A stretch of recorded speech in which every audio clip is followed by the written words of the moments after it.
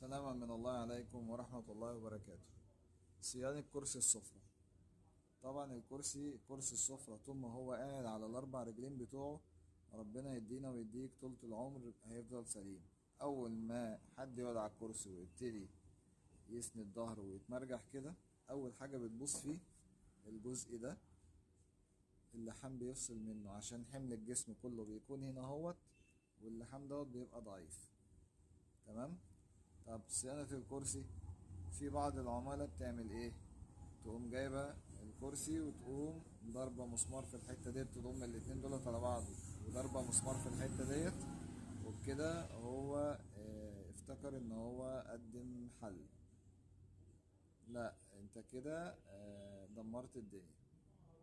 طب نعمل ايه؟ القاعدة دي تتفك،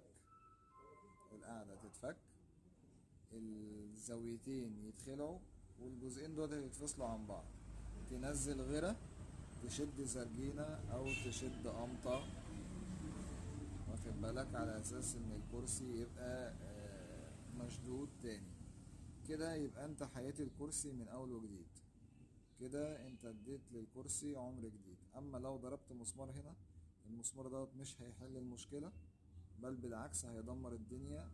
لما تيجي توديه النجار عشان يصلحه، عشان يفك القطعتين دولت من بعض، هيعمل هيخرجهم، هيكسر الشفة ديت، وشكل الكرسي هيبوظ.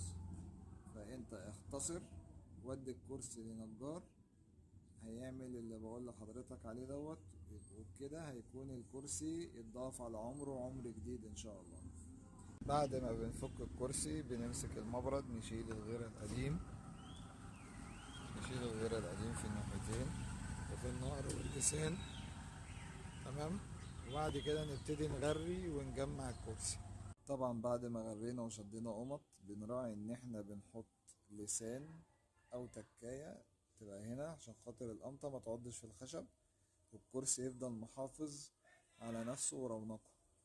لسان هنا ولسان هنا بعد ما شدينا القمطة وغرينا.